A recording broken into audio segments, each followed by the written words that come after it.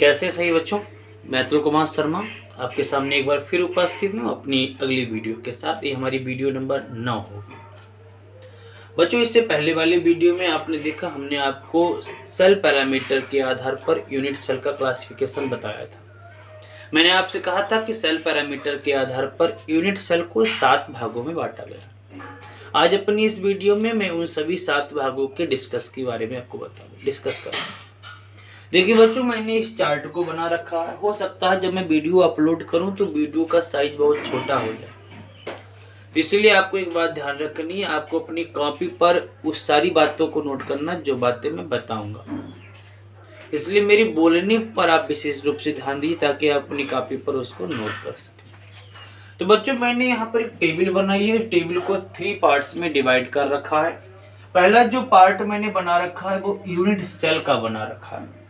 इस unit cell में बच्चों में 7 प्रकार के यूनिट सेल के मैं नाम लिख लेता हूँ। मैंने 7 प्रकार के नाम आपको बता रखे हैं। पहला कौन सा नाम है? Cubic unit cell.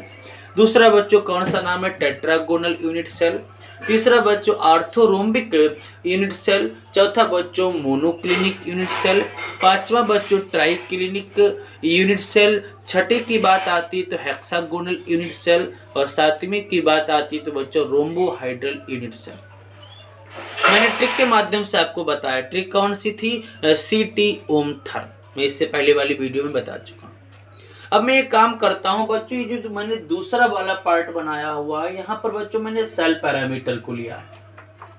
Cell parameter में क्या क्या आती हैं? तो बच्चों अच्छी दूरियां आती हैं। अच्छी दूरियां कौन कौन सी होती? मैंने आपको बताया A, B और C, ये मैंने चुनी थी। इन्हीं को बच्चों हम लोग अच्छी दूरियां कहते हैं। और अल्फा बीटा गामा इसको मैंने चुना था बच्चों, इनको हम लोग अच्छी कोण कहते हैं। तो मैं इन अच्छी कोण और इन अच्छी दूरियों के आधार पर बच्चों मैं पार्टिसिपेट कर दूंगा, मैं इनको बांट दूंगा। कैसे बच्चों यूनिट सेल को क्लासिफाई करेंगे, कैसे इसका वर्गीकरण करेंगे, इसको तो बता चुका हूं, लेकिन इसके बारे में समझेंगे कैसे, आप उसको देखिएगा।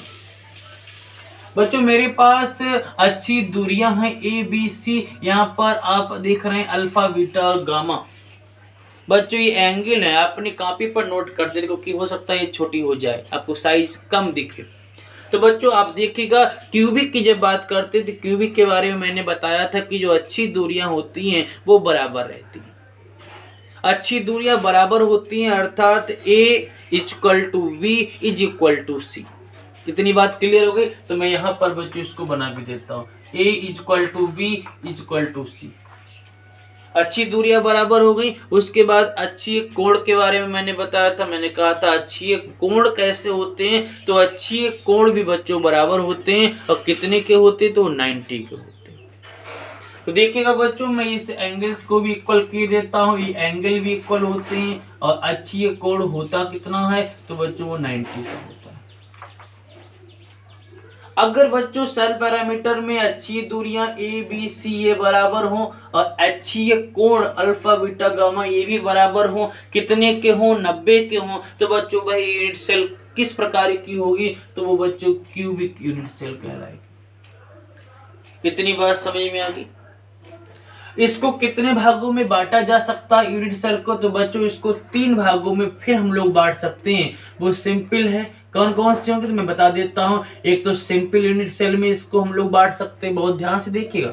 सिंपल यूनिट सेल में हम लोग इसको बांट सकते हैं, मैं यहाँ पर लिख के देता हूँ, सिंपल में बांट सकते हैं। दूसरा बच्चों एक और भी प्रकार है, बहुत ध्यान से देखिएगा।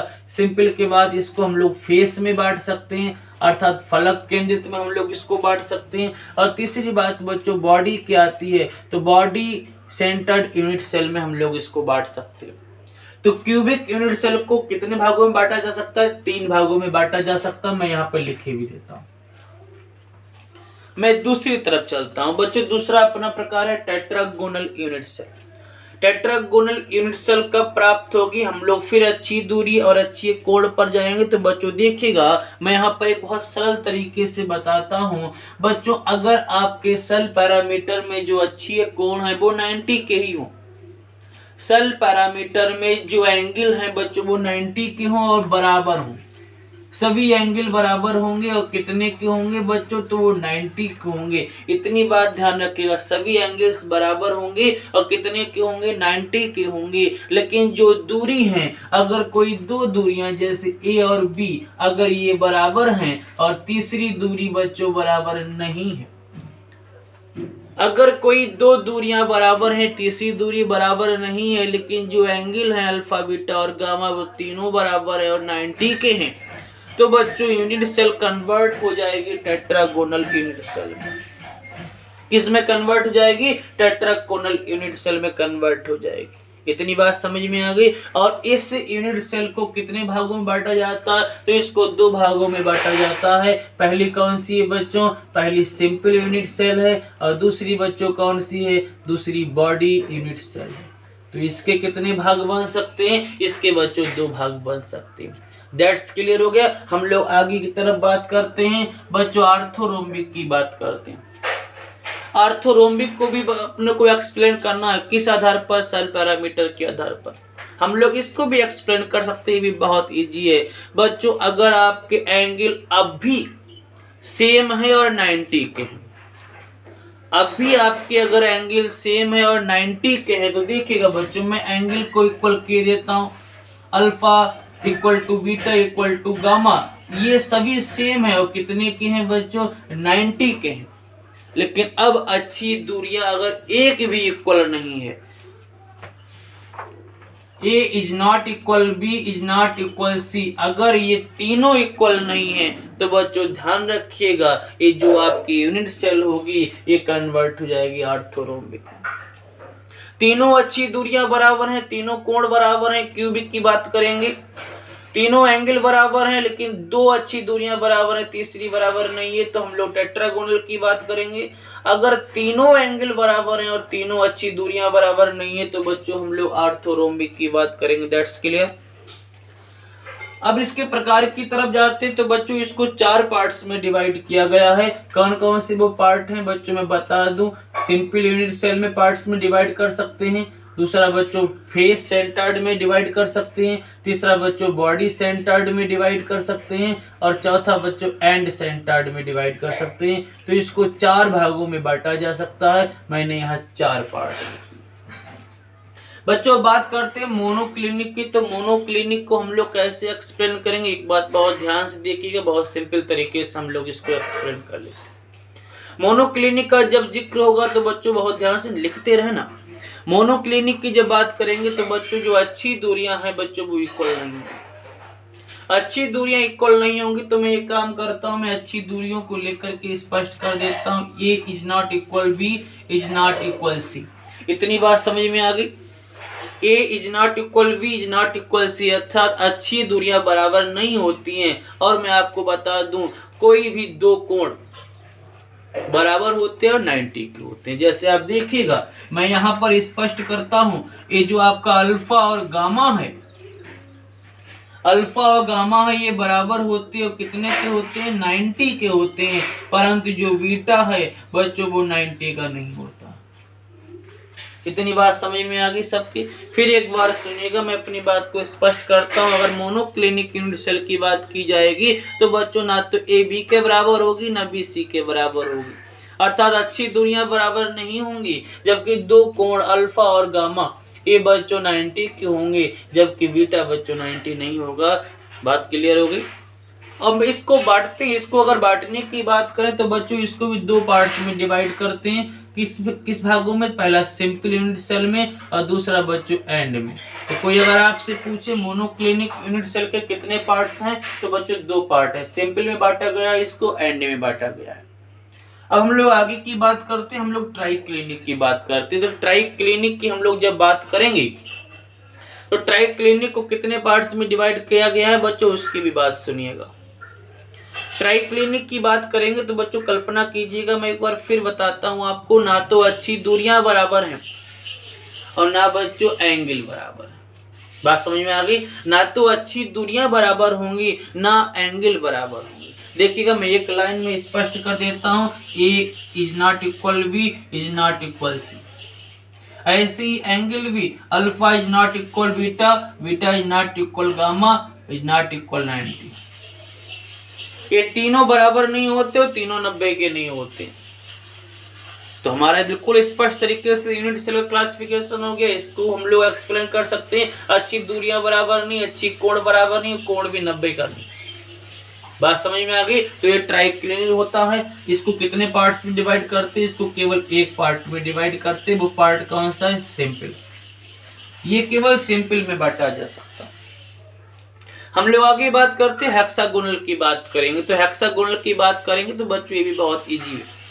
अच्छी दूरियों को लेकर के स्पष्ट करते हैं। तो बच्चों ए और बी दोनों बराबर होती हैं, सी बराबर नहीं होती। बात समझ में आ गई। दो दूरियां बराबर हैं, ए इज इक्वल टू बी, ए और बी ये बराबर हैं, जबकि सी बराबर नहीं है। मेरी आवाज को ध्यान से सुनिए ताकि कॉपी पर आप बाकायदा बना सके, क्योंकि जब मैं अपलोड करूंगा तो ये साइज छोटा हो जाएगा। तो फिर मैं बात करता हूँ हेक्सागोनल की बात करेंगे। तो ए और बी दोनों बराबर रहेंगी, दोनों दूरियां, जबकि सी बराबर नहीं होगी। इसी प्रकार से जो अच्छी कोण है बच्चों, उसमें अल्फा बीटा बराबर रहते हैं, 90 के रहते हैं। और गामा कितने का होता है? गामा 120 का होता है। बात क्लियर हो गई। तो अल्फा बीटा बच्चों कैसे होते हैं? ये बराबर होते हैं, कितने के होते हैं? 90 के होते हैं। अल्फा बीटा कितने के होते हैं? अल्फा बीटा दोनों बराबर होते हैं, 90 के होते हैं, जबकि गामा बराबर नहीं होता। गामा कितने का होता है बच्चों? गामा 120 का होता है। गामा कितने का होता है बच्चों? 120 का। तो आप लोग समझ गए होंगे, अल्फा बीटा तो बराबर है लेकिन गामा बराबर नहीं। अल्फा बीटा 90 का रहेगा, गामा कितने का रहेगा? 120 का रहेगा। रटने से काम नहीं चलेगा कि हम लोग रट लें, रटना गलत है, हमको समझना पड़ेगा। अब बच्चों मैं लास्ट की बात करता हूं। अगर मैं आपसे पूछूं लास्ट वाला जो हमारा बचा हुआ है रोम्बो, सॉरी मैं इससे पहले इसका प्रकार बता देता हूं, हेक्सागोनल कितने प्रकार का होता है। तो हेक्सागोनल केवल एक ही प्रकार का होता है, वो भी कौन सा? मिक्स्ड। जो हेक्सागोनल है बच्चों वो मिक्स रहता है। बात सबकी समझ में आ गई, हेक्सागोनल मिक्स रहता है। अब बात करते हैं रोम्बोहाइड्रल की। तो रोम्बोहाइड्रल का बच्चों जब जिक्र आता है तो मैं आपको बता दूं, रोम्बोहाइड्रल में जो अच्छी दूरियां अल्फा ए बी एंड सी ये दोनों बराबर होती है, तीनों बराबर रहती है। ए बी सी तीनों बराबर रहती है। और कोण की मैं बात करूंगा तो अल्फा बीटा गामा ये भी तीनों बराबर होते हैं, लेकिन बच्चों 90 नहीं होते। बात समझ में आ गई। अर्थात जो दूरियां हैं वो बराबर होंगी, जो एंगल है वो भी बराबर होंगे, लेकिन बच्चों 90 के नहीं होंगे। That's clear. रोम्बोहाइड्रल में कन्वर्ट हो जाएगा अगर ए बी सी, अर्थात दूरियां बराबर हैं, अच्छी दूरियां बराबर हैं और एंगल भी बराबर है, लेकिन बच्चों वो 90 के नहीं है, तो वो आपका रोम्बोहाइड्रल कहलाएगा। इसको कितने पार्ट्स में डिवाइड किया गया? इसको एक ही पार्ट में डिवाइड किया गया, वो भी कौन सा है? सिंपल। तो मैंने पूरा चार्ट आपके सामने बना दिया है, आप इस चार्ट को देख सकते हैं। आपको मैं एक बार बता दूं और स्पष्ट तरीके से आप इस चार्ट को चाहे तो स्क्रीनशॉट भी ले सकते हैं इसका। अब देखिए इसको मैंने बना दिया है, आप इसका स्क्रीनशॉट भी ले सकते हैं, स्पष्ट रहेगा अगर आप इसका स्क्रीनशॉट ले लेंगे तो। क्लियर रूप से दिख रहा होगा सबको। चलिए अब बच्चों आप टोटल कीजिएगा। अब देखिएगा जब हम लोग टाइप की बात करेंगे तो टाइप में क्यूबिक में 3 बन रहे हैं, टेट्रागोनल में 2 बन रहे हैं, आर्थोरोम्बिक में 4 बन रहा है, मोनोक्लिनिक में 2 बन रहा है, ट्राइक्लिनिक में 1 बन रहा है, हेक्सागोनल में 1 बन रहा है और रोम्बोहाइड्रल में 1 बन रहा है। तो कुल मिलाकर के 3 2 5 5 4 9 9 2 11 12 13 14 14 प्रकार के बच्चों यूनिट सेल पॉसिबल हैं। That's clear. और ये 14 प्रकार की जो यूनिट सेल हैं बच्चों, इनको कहा जाता है ब्राविस जालक। क्लियर हो गई बात। अगर आपसे कोई पूछे कि इनको हम लोग क्या कहते हैं तो इनको ब्राविस लैटिस कहते हैं, या फिर हम लोग क्रिस्टल सिस्टम कह सकते हैं। तो इस चित्र का एक बार स्क्रीनशॉट ले लेंगे तभी आसानी रहेगी। क्लियर हो गया होगा, सारी बातें स्पष्ट हो गई होंगी। ठीक है बच्चों, अपनी सारी बातें मैंने स्पष्ट कर ली हैं। घर पे रहिएगा, तब तक मैं अपनी अगली वीडियो लेकर के आऊँगा।